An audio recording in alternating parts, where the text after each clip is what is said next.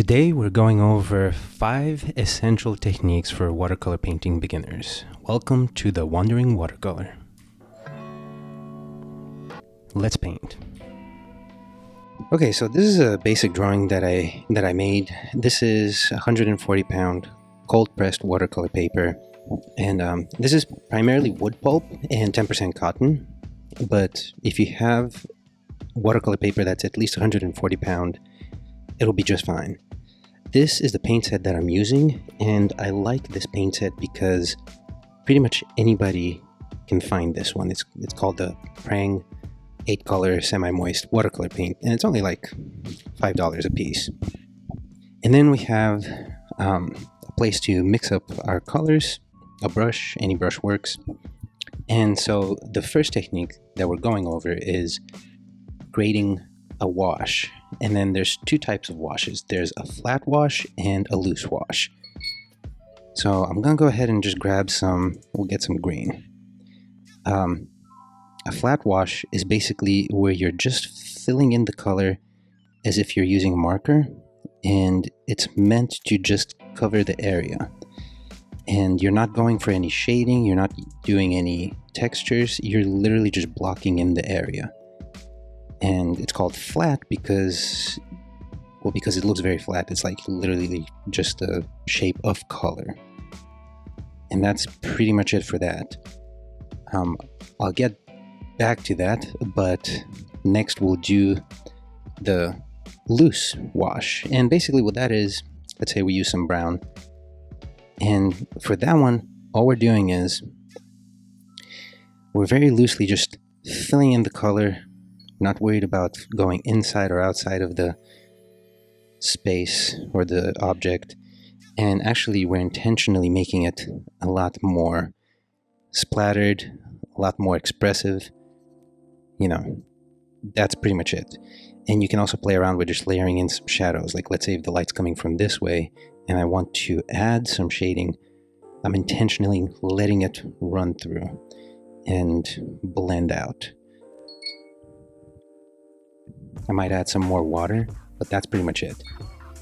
So that's the loose wash, and flat wash. So the next step would be, or the next technique would be the way that we layer. And the first one, we'll do what's called flat wash layering or flat layering. And basically, I'm just gonna grab the same color and maybe I'll add a little bit, let's say purple, to darken it up.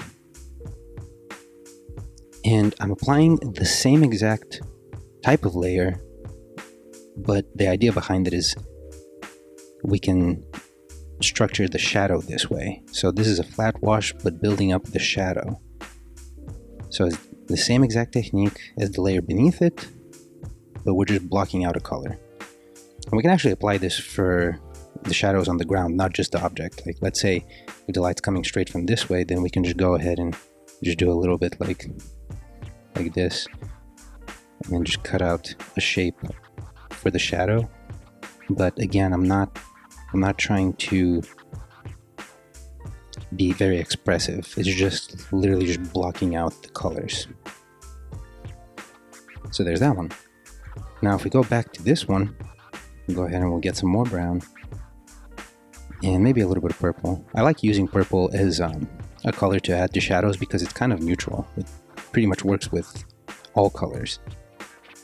And for this one, it's more of a blended layering. So what I mean by that is I'm going to just put that in, and same, like we're just being very loose and kind of blending it in with the bottom layer. But also, if I wanted to add, like let's say I'm just throwing some shadow loosely this way, but if I want to add another color, for example, let's say yellow for the highlights, I'm just gonna get the color and go directly in, but then add water to intentionally blend those two. So it's creating a blending effect between the colors as well as layering. And then we can just kind of play around, move the paint around however we like.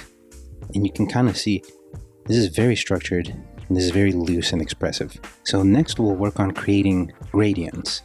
So we'll use the same colors as before just to keep things consistent.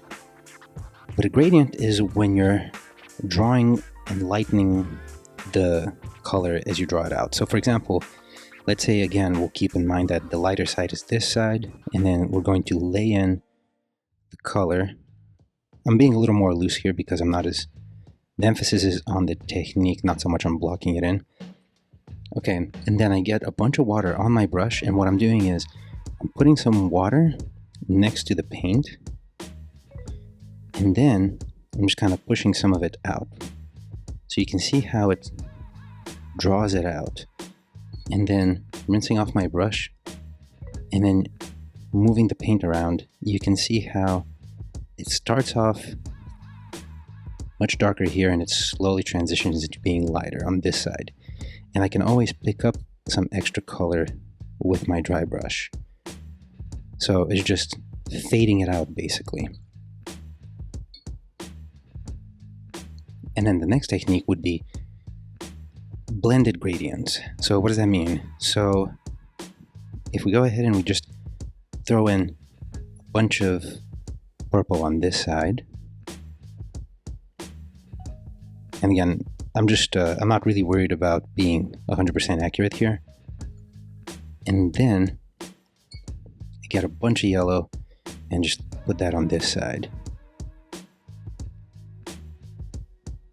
What we'll do next, rinse our brush off completely, and then add the color in between, and then drop both of the colors out to meet in the middle.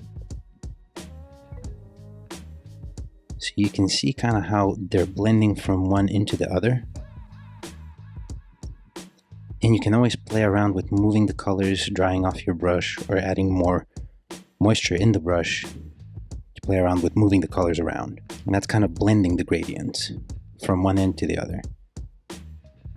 This can be a very effective technique whenever you want to show highlights, and then building on top of the highlights.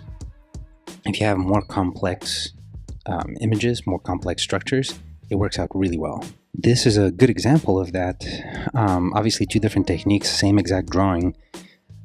Basically on this one, I used blending techniques and much more loose, and then on this one is a lot more structured and flat washes and layering. But I just wanted to give that as an example of using those different techniques, one on top of another. And then next we'll talk about textures. So when we talk about textures, we're really talking about the surface of an object and how smooth or rough it is. And so, for example, going back to this one, if I wanted to grab some of the same color, make it a little darker. And what I would do is I would pick up this color, but then dry off my brush a good amount, because I want there to be just mostly pigment. And what I'm doing is when I'm pressing up against the paper and there's less water, you pick up the texture of the paper, so you can actually play around with the surface. So for example, if I go like this,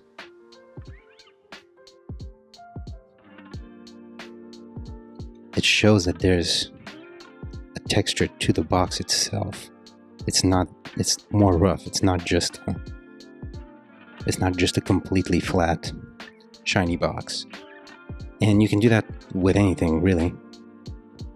You're using the paper to your advantage. So like, for example, if I go back to this one and I mix up some of the colors, I normally use a darker paint whenever I'm doing this, darker color mixture. So I use more pigment, less water, because I want to be able to, well, you don't want the paint to flow as easily.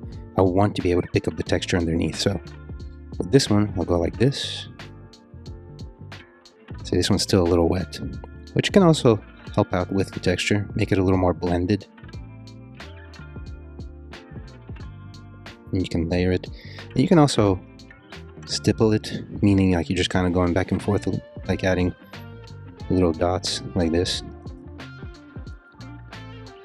randomly making it look like there's more, indentations, more bumps in the surface. But for this one, I'll probably wait for it to dry a little more and then go back and add like a darker tone on this side, on the shadow side. That's pretty much it. So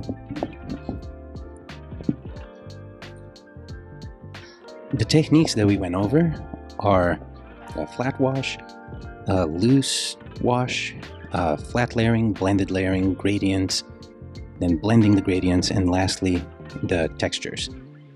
So those are really, really good 5 basic techniques that you can use to literally paint anything. If you have any questions, you can always just shoot me a message. And other than that, I will see you on the next one.